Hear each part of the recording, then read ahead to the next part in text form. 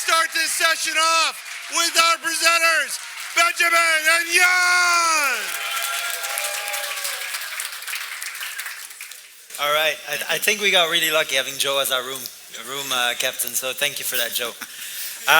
Before we get started, I'd like to give you sort of the hook of our presentation, the thing I want to leave you with if you go out those doors in 45 minutes. If after this talk you have a confident feeling of how to implement AI in a way that is not magic and that is actually doable for any of your FinOps capabilities, we will have succeeded. If not, come find us after or during the Q&A and we'll see if we can clarify things up. Now, to introduce ourselves, I'm Benjamin van der Maas. I'm a senior FinOps engineer over at Johnson&Johnson. And I'm mainly responsible for FinOps investigations. So anything that is billing data, anomalies, usage, analyzing that, analyzing the architecture and how it's driven, how it's engineered, and see where we can optimize. Now, Jan, maybe you can introduce yourself. I'm Jan Peeters, senior FinOps manager at J&J, colleague of Benjamin. Yeah. I think compared to the people who are in the audience, we're a somewhat large team. We're 8 people across the globe, and I know some people would kill for a team of 8. But compared to the size of our organization, we are less than 0.01 of the total workforce. We have 130,000 employees, so it's a challenge, even for us. And we are situated very, very solidly within the technology side of things, within the cloud governance team. That's where we originated, that's where I think we'll stay for the remainder of our FinOps days. Now today, I want to take you all on a journey, and that journey is how we solved the problem that was really crucial to the size of our organization and the billing data that we encountered. If along that journey we found some new problems, we immediately solved them. And so this will be a sort of a daisy chain of problems that we solve, and somewhere AI will start to play a role. Now, every good journey or every quest starts with once upon a time. And once upon a time was before my time, was before I was involved. So Jan, maybe you can describe a bit more about the complexity of the landscape that this journey takes place in. Okay, so sure, thanks Benjamin. So indeed, let's start, set the scene. Let's start by understanding indeed what kind of a landscape we are in. For those who don't know, Johnson&Johnson is one of the largest healthcare companies in the world, about, as Benjamin mentioned, 130,000 employees worldwide. And obviously, a company of this scale comes with its huge IT footprint. Although still a significant amount of our IT infrastructure is running in on-premise data centers, we increasingly make use of products and services from the big cloud vendors. In our case, AWS, Azure, and GCP. And even for our presence in China, we rely upon a local vendor, in-country China vendor, that provides like Azure-like services. All those 3 or 4 vendors, they come along with its own, their own services, products, but also their dedicated or proprietary billing mechanics, and their way to invoicing, credits, all that very, very vendor-specific things. And that's why we even consider that Azure China platform as our 4th cloud vendor, because that at itself comes along with its own very proprietary way to charge, to invoicing, to do commitments. So basically for us, we handle 4 different cloud providers. As Benjamin also mentioned, within J&J, the IT management or the infrastructure team is centrally organized. So team members across the globe, but reporting to a central organization. That's already good. And the FinOps team is part of that organization. So we have visibility to the whole enterprise. That's a huge benefit. However, on the other hand, the application teams, the data scientists, the business IT, they are really spread across the globe and operate in a very distributed manner. So they are all little islands, all having their own cloud account, and they operate in a very diverse way. So we have a lot of full service accounts, how they call them. So where indeed still the central cloud team does some of the management. But we also have a lot of self-service accounts where that small island that they build, they run, they operate, they manage their complete, well, small application cloud on their own. So it's a really diverse landscape that we are in. And to give you an idea, at this moment we have over 5,000 of these small cloud accounts, some small, some bigger, within the enterprise, across those 4 vendors. So think about it, indeed, 4 completely different vendors for us, over 5,000 different cloud accounts, running 10,000 of applications, spread across those 4 vendors. Changes happening every minute, 24/7, and then we, the small FinOps team out there, is expected to monitor all that and to even cost optimize all that. So that is the challenge. So how do we tackle that? First thing, well, to do FinOps capabilities, you need data. And that means, in our case, it's a huge amount of billing data. What we do is a couple of times a day, we ingest all the billing data from those 4 vendors into our central data lake that we created. So we do that a couple of times a day, even up to 4 times a day for some vendors. And that way we ensure that our data, our billing data, is as up to date as possible. So almost near real time, we have visibility on the billing. And our data, our billing data is as up to date as what you can find in the Cost Explorer from AWS or the cost analysis tools from Azure. So that is important, first thing. Second thing is, during that ingestion, multiple times a day, we immediately normalize or unify the data. Basically, we created our own billing model, unified, so cloud agnostic. And during that daily ingestion, we immediately normalized it and put it into that unified data model. And that is really key for all the next steps, because from that point onwards, all our next FinOps activities, dashboards, reports, engines, analysis, are completely vendor agnostic. We only need to develop things once. We only need to analysis only on one data model, which simplifies our lives significantly. Not only we ingest billing data, we also ingest things, external data as we call it. So for example, CMDB data from our CMDB systems to have our catalog of applications related. We also ingest organizational data, our team structures, our cost centers, all that good stuff. We ingest data from our monitoring agents to have visibility on the consumption of all the resources. We also ingest inventory data from the cloud vendors, the VMs, the storage accounts, the EC2 clusters, also to get all the tags related to all those resources, to be able to do tag level reporting afterwards. So we ingest a bunch of data into our data lake. And also to give again an idea, on a daily basis, we ingest about 30 to 40 million records every day. So it's quite huge. So we have that data. We make that data available to our customers.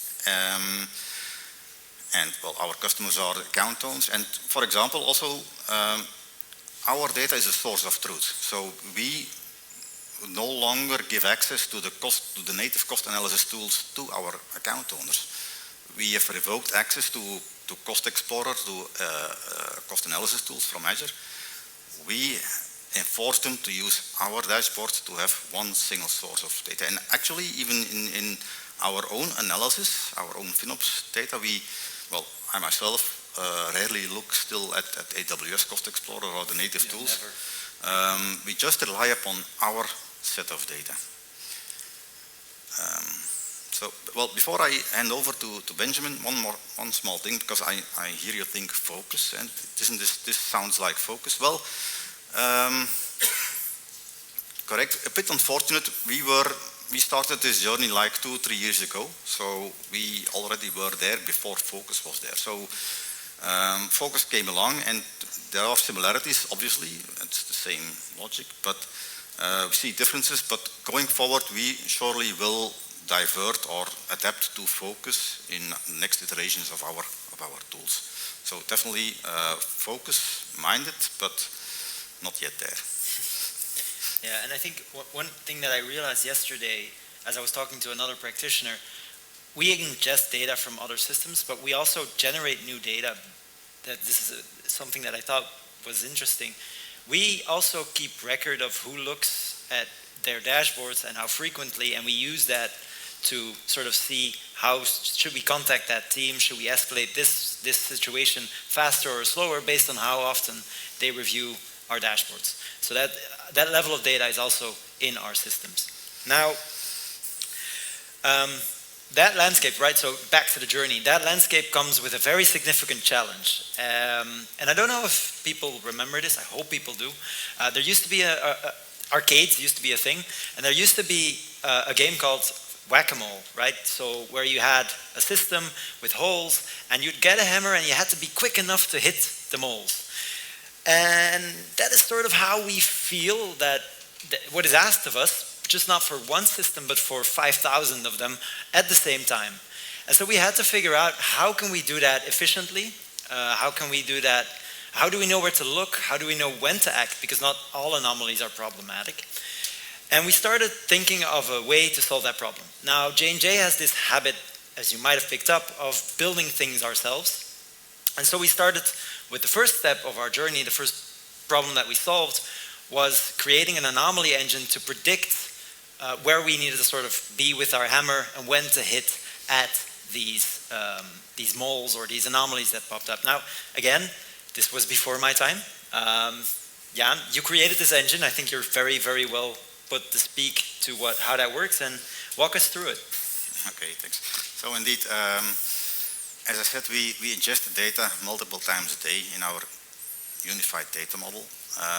We augment it, we add some J&J specific data to call it. So we could not use the native anomaly detection tools or any other tools from the cloud vendor. So we created our own anomaly engine. We only had to create it once because we have a unified data model, so it immediately applies to everything. So that's good. And the anomaly engine, well, identifies anomalies. Not that huge of a rocket science, to be honest. So after every ingestion, daily, for every account, we immediately look at the last couple of days consumption, and that we compare to the previous month or even a bit longer. So if there is a specific trend, we compare that, and if there is a trend deviation, well, upwards deviation that is, then we say, hey, this is an anomaly. Same thing, if the consumption is really flat, that happens in some accounts, and then suddenly there is a small increase of like $5 on a specific day, they will say, hey, this is an anomaly. So, and even more, if there is like a very gradual increase in cost, let's say a $1 or $2 increase every day, that also we try to identify as soon as possible. And to give you an idea, a $2 increase every day sums up to annually 130K. So, and that can point to like runaway tasks or backups that are not cleaned up well or whatever, but it is important to have that identified as soon as possible. So these are the types of anomalies we detect using standard deviation, averaging, and then some mathematical functions. And maybe good to note, we didn't make it smart. It's not that every deviation is an anomaly. We do make it so that if it happens again within the same sort of frame, it's not a second alert, right? We do try to constantly make it smarter and smarter. Yeah. So, indeed, our engine identifies those anomalies. It creates a very nice report, a graph of the daily consumption per account, and it even adds an arrow to the anomaly saying, hey, this is the anomaly going forward. And that is, we wrap it in an email, and that we send out to the account owner. Well, often these anomalies are expected or planned, because people do spin up resources, they do purpose do data transfers that causes a cost spike. But often also we've seen that these anomaly alerts have prevented real accidents. If for example there was a Kubernetes cluster that was malconfigured and did not scale down, for example, we were able to detect that and well, saved a lot of cost by doing so. Now, to give you an idea, at the moment our engine sends out about 500 alerts every month. This is a lot. So we, as a small team, we don't have the bandwidth to look at all of these anomaly alerts and to identify, is this on purpose, is this an accident, is this meant to be? So basically we send out those 500 alerts. Do people read them? We don't know. Do people act? So. Yeah, do people act upon them? Maybe they have an Outlook rule that that puts them in. These annoying FinOps people, yeah. Yeah, in the archive folder. So we just do not have that visibility because just of the amount of emails, and yeah, that is a problem, but that's the way it is.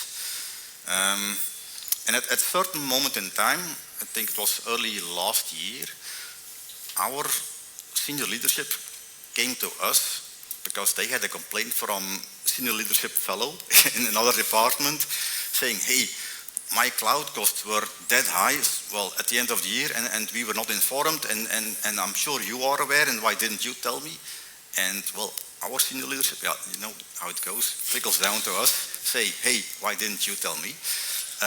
But even we were not aware, and we sent out, well, we say, we have sent out those 12 anomaly alerts to the team, so they should have known, but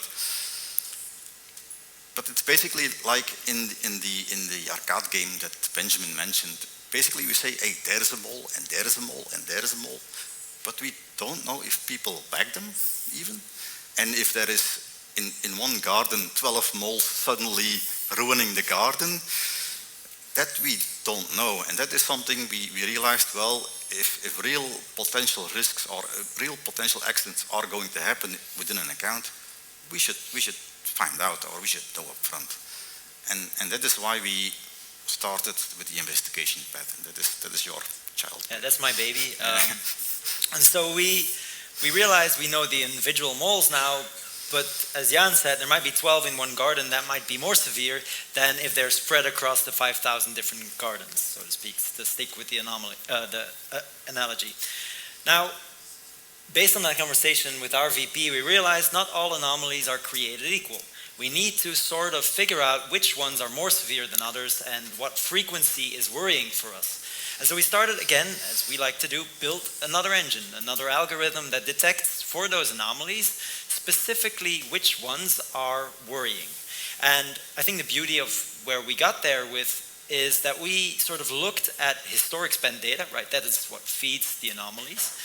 And we took our forecasting data and combined the two and really tried to see, based on the spend and the forecast, which ones do we need to act on. And we got a solid list. We then automated that algorithm, and so every day it would give us a list. Certain kinds would drop off, certain would come on, but we had a system to what we like to call the watch list to investigate specific anomaly cases.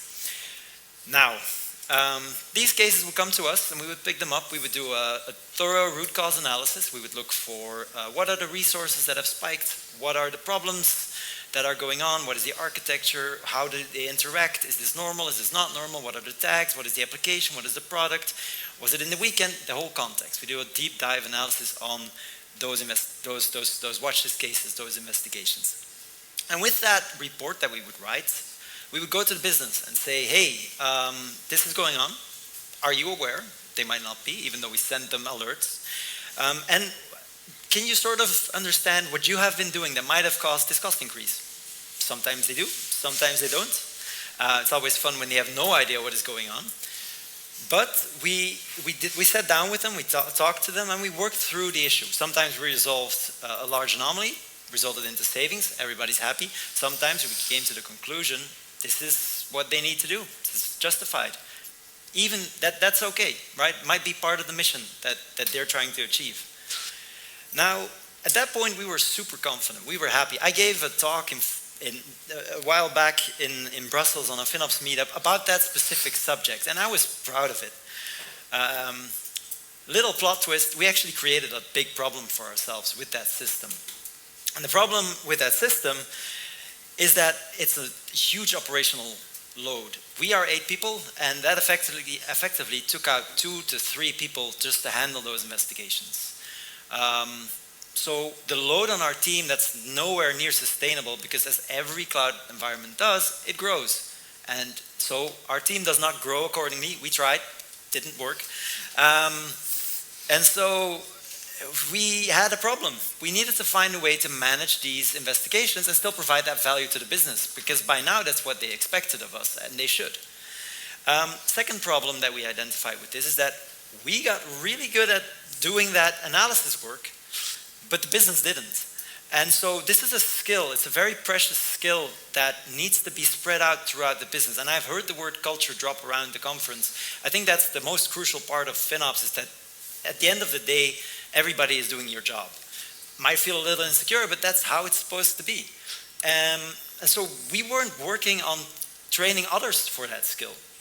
A third problem is that we were driving the wrong behavior. And what I mean with that is, when we saw a case, and let's take Databricks. We saw an anomaly where we saw it go up and down, and we noticed, hey, this is Databricks, this is job orchestrated, so it is, in a sense, request-based. You'd expect someone who spins up a job to know what's going to happen, because they request that job to be processed.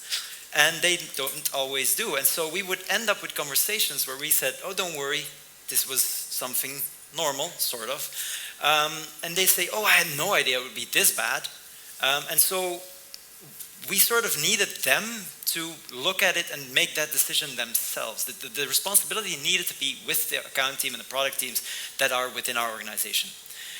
So that gave us this situation, right? You had the 500 alerts, you had the 72 investigations that came sort of filtered out of that, and that was the load that we were facing. And we tried to solve that. We tried to solve that first by saying, hey, can we have another team member? It wasn't the right moment, might happen one day. But what was in front of us, what we could use, was AI. And I think, like a lot of people, we were a little skeptical in the beginning.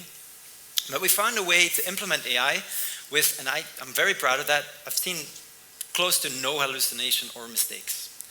Now, enter AI. And I think the first thing I want to really stress here is how late this is in our journey. We've already gone through anomaly detection, conversations, practice building, then another engine, another practice, another lessons learned. And after that, we considered AI. And Jan will speak more about why that's important, but I really want to stress that point. Now, when we got started with AI, I think that we were still in the mindset of, hey, we have to train a new member. And we started to think, if we have this skill, right? If we want to do dashboard investigation and anomaly investigation, what do we look at? What are we seeing? Why is it that I see a dashboard, and for this one I say, that's fine, and this one say, that's sus, right? Why? What is it that I'm seeing? And we started making a list of data points, and that goes as far as the curvature of the graph, or the resources that are spiking that shouldn't be behaving like that. The application tags or the resource tags that were attached to those resources that might give more context based on the organizational knowledge. And, or the orchestrator that is creating a bunch of instances, if it was Carpenter or Databricks or AWS Batch or autoscaling, all of that, those little points tell the story. And we started writing down, this is what we need, and creating queries to get that out of our data. And then we moved into what I think is the best exercise for any of us here, if this is what you want to do, and it was blind analysis. Basically, what we did was we took away the dashboards, we took away the documentation, the architecture diagrams, anything that could help us understand the case, but the data points. And so for every investigation that we faced, and it was cumbersome, but we had to only determine what was going on based on the data points. And we kept refining those data points until we were confident that with those items in a JSON list, we could say, this is what is going on, this is what has happened. Based on that, we can tell the story. And only at that point were we confident enough that this is maybe something that we can give to AI and see what happens. But that's, I think, what you can speak to best. Okay, so indeed, yeah. Despite what Microsoft will tell you, or whoever AI is, you cannot throw data to AI and ask, figure it out. What is the problem here? So that will, well, it will provide a very impressive analysis at first sight, pointing to some figures in that list and highlighting some products that were in there. But for the people truly know about the subject and what is going on, or the application team, they will realize this is useless, this is garbage. Well, this is often beyond the problem, not talking about the real issue, so this was useless. So what we did is we basically mimicked the way we look at, or the way we do investigations. And that we translated into Python and SQL queries, etc. So basically, just to give you a high-level idea, if you see a cost increase over time, typically what you do, you look at the high cost and you compare that to a day, like a week before, when there was low cost. And that is something you can easily write in a Python and a SQL, saying we compare day Monday, November 11th with Wednesday, November 13th, for example. Then we see what is the cost increase. Okay, the cost increase was $150. SQL, Python creates a small sentence saying there was a cost increase of $150. And you can even add sentiment to that to help AI. If the cost increase was $300, you say there was a huge cost increase between those days. So, and that will help indeed the way AI interprets the data and the urgency of the problem. And that is something you really control yourself completely. So then next step obviously is what is the product that is causing the highest cost increase. SQL, Python.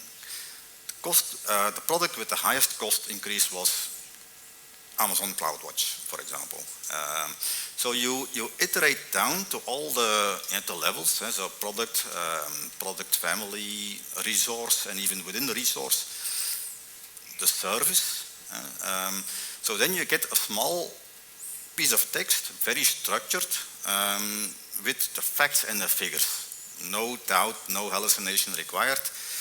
And that is something then we hand over to AI, and then ask AI, create a decent analysis from this. But not only from this small piece of data points, but combine that with your knowledge of cloud, with your cost optimization techniques that you are aware of, that you can find out in the cloud, with the billing mechanics that are out there, with links to documentation. And then truly the magic happens, because then AI is going to combine those facts and the figures that you control completely yourself with the enormous amount of data, documentation, links out there available on the internet. And you can ask AI, create an analysis with a high-level summary, with analysis itself, with the billing mechanics, with the next steps, and it will do that all for you based upon those exact facts and the figures describing exact the problem in that situation. So that is an analysis that we let AI create, all complete automated. We also wrap that in an email, and even at the end of the email we say, this analysis, well, is this like accepted or planned behavior, or do you still need more assistance from FinOps? And that email we send out also again to the account owners, and that results in basically, next slide is need that out from those 72 investigations, we were able to reduce the amount of investigations that we need to work on to 10 or even sometimes less. And even for those 10 investigations, it's all already pre-analyzed by AI. We just need to find out what are here the really specifics that are making this unexpected. Yeah, we can just go in and have that conversation. plus for the 62, like the difference between those two last numbers, those 62, they still get a report, and that's still going to the account team. So even if they say, sure, this is what we expected, they increase their understanding, they have a detailed report, I'm going to show you one in a second, about what is going on. So their knowledge, hopefully, builds as they go along, as they grow their usage of the cloud. Now, that was our journey, right? We had the Anomaly engine, the investigation engine, and now the AI engine. We like the word engine. And all we want to leave you with now is a concrete example from our systems of what is generated and what we expose to our account owners. And so this is the first part. We always start with a summary. We mentioned that the alerts might sometimes end up in an Outlook folder via a rule, and we are very aware that even if they get these far less, like 10% of our account teams might get this during a year, even then they might not care or they might be too busy. So we're very aware that within the first paragraph we need to grab their attention. So I actually literally told the AI, please be a little dramatic, and please make sure you grab their attention. Sometimes it's a little over the top, but it works. And so we give them the forecasted growth because that's the number that they all care about, right? I don't want to end up spending this. And we show a curve of here's where you are now and here's where you're going to end up. If we have it, we add a graph or a line to it that shows how they trend against their budget. But not all accounts have a set fixed budget. Then we move into the analysis. We start off giving them a time frame. This is where we looked at. This is when it happened. And we start giving them resource level data based on the data points that we have available. Then we try to say, this resource cost X, this resource cost Y, and sort of structure that so that they might immediately see, hey, wait a second, this Lambda function is not supposed to be so expensive. And we add the data that we have in terms of auto-scaling. So if we know it's Carpenter or Databricks or Kubernetes or Batch or whatever, we add that in there and we say those 100 instances that we saw within the spike, for example, we know they're orchestrated. We're aware to make it a little smarter. We also add, because again, super important, communication, tag level data. So every account team is built based on the account. But they talk about applications, they talk about products, they talk about projects, they talk about environments. And so we add that information in there so they hopefully understand what we're trying to tell them. Because they don't understand it if we say your instance this or your virtual machine that or your function this. They understand projects and that level. And those are also the people we need to reach and have take action. Now after we provide them with an analysis, and this is what Jan mentioned, we have AI write up a brief summary of the billing mechanics of the product that we have identified is causing the spike.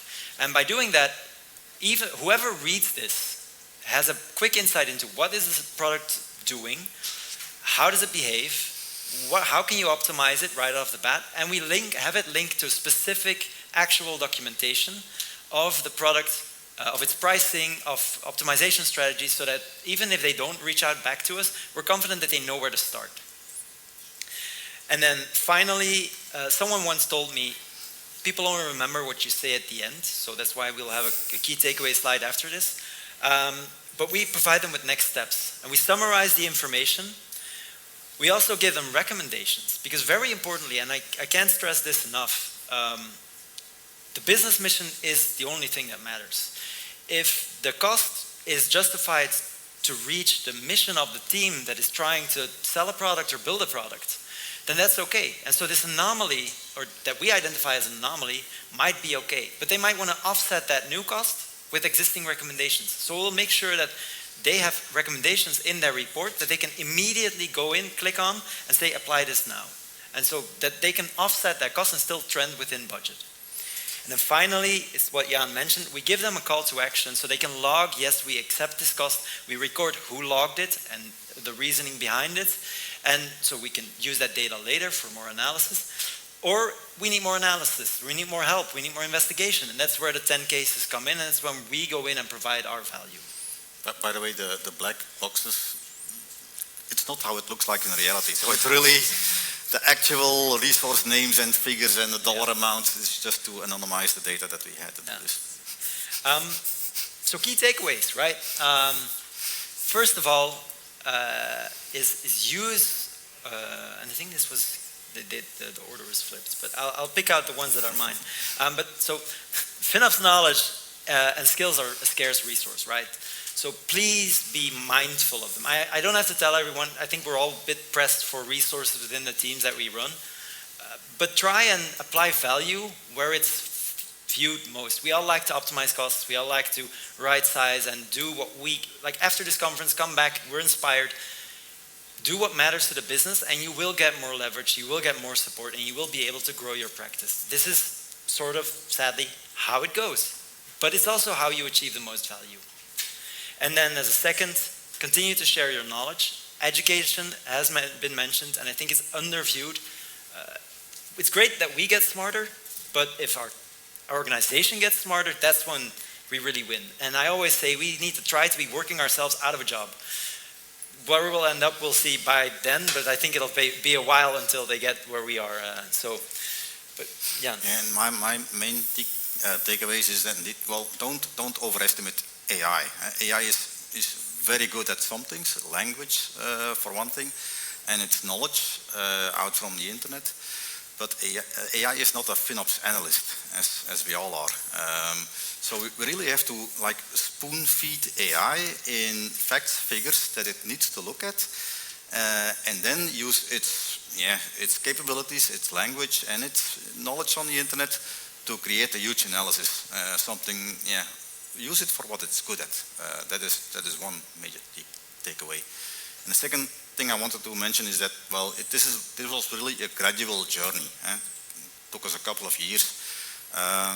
We didn't start with this endpoint in mind. It was really organic growth. So it's important to create your components modular so you can build upon it and easily extend it throughout your journey. So that is my second takeaway.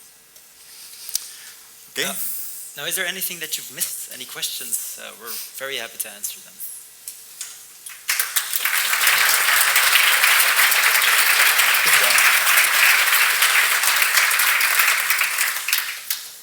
Great presentation and very well documented journey that you have explained right now.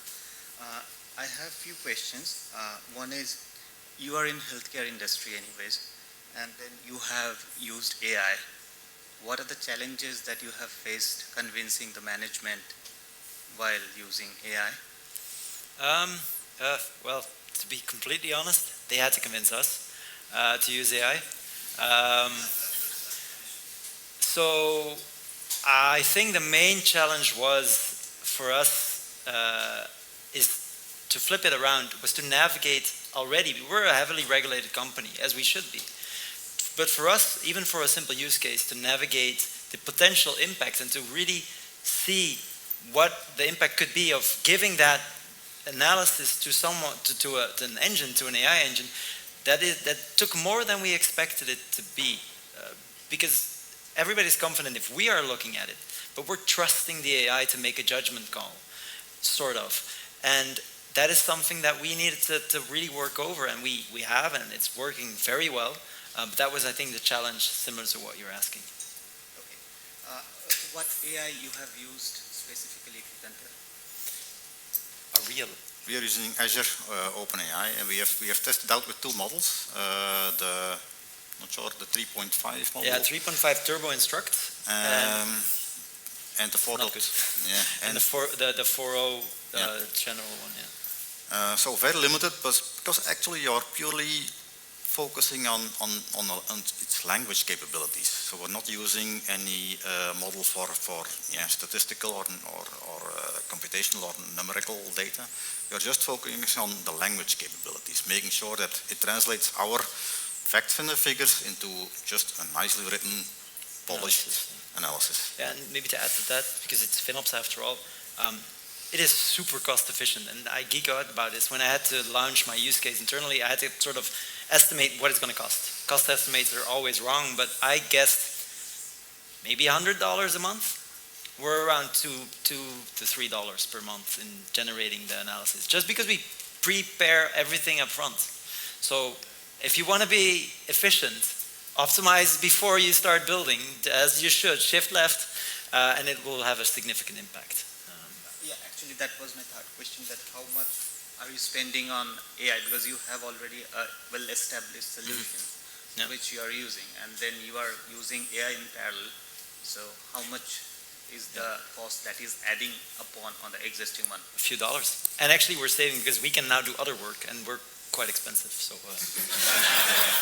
or so we've been told. He is.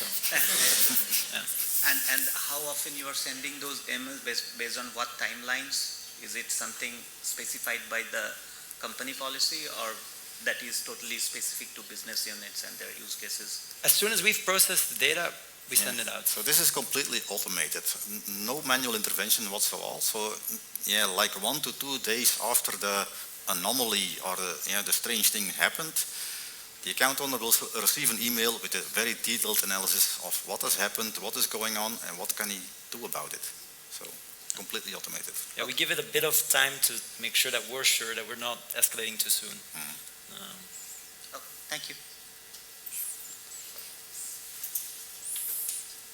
Thank you. So fantastic work.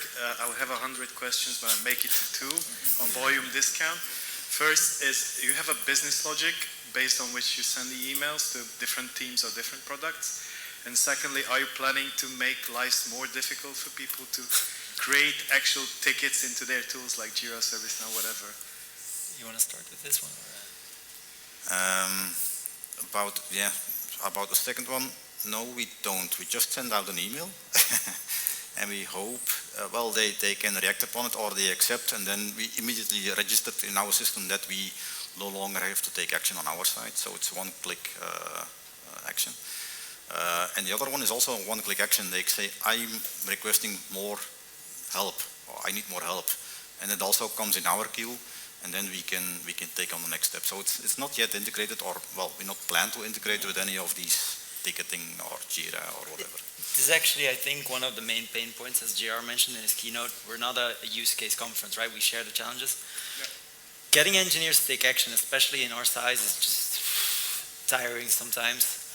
They mean well and they're very good at what they do, but it's just that getting the lines across from that size is difficult. To answer your first question, what makes us, or our organization, really special is we have so many different consumers or clients.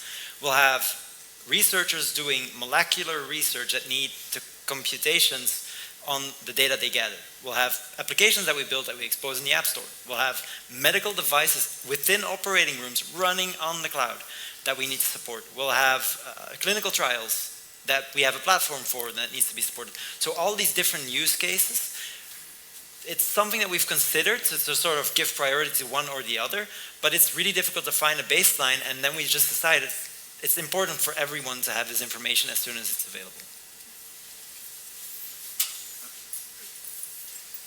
Yeah, thanks. One question, you said that you got to an hourly granularity for all resources. How do you do that for Azure? We pull in daily data, but obviously the bills from Azure and AWS are on hourly base.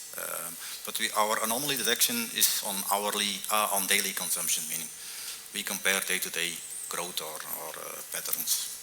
Right, and then second question, you didn't really specify what kind of products you're using for the engine. Could you elaborate a little bit on that? We're not really using any products. It's just a lot of Python, a lot of SQL, and visualization is done with PHP. So, yeah. Thanks. One last question. Great presentation. My question is around like tracking. So you said that the application teams or the product teams, they get notified by an alert, and then that raises a ticket on Jira or ServiceNow. Do you also track it? What if they just ignore it? For the investigations, we track it. It stays on our team's radar until they're closed, and we have logic in place that if it's ignored for too long, because this would else beat the whole business case, if it's ignored for too long, it will immediately escalate to us and we'll pick it up anyway and we'll go talk to them. We're considering like as we said, ingesting that data of who has looked at the dashboards when and for how long ago to help with that automatic escalation. But it's just still quite fresh, so we're not there yet. But that's definitely one of the data points that we want to add to the system. Okay, and are you also planning to bring in some sort of gamification just to have some competition between? Yes, that's definitely something that we support, but it's something we have to sort of massage into our upper management. And my last question, sorry. So you said that it was your team who kind of built this AI solution. So was it just like, you said you didn't hire anyone outside to do that job for you, but you guys did it by yourself, right? Correct. Okay, that's impressive. Thanks. All right, lots of questions. I even have questions. Give a big round of applause. Thank you all so much. Thanks for watching. Check out more FinOps X Europe content on our YouTube channel playlist. Like, subscribe, click the notification bell, and leave comments and questions for speakers to help our channel. We appreciate your support.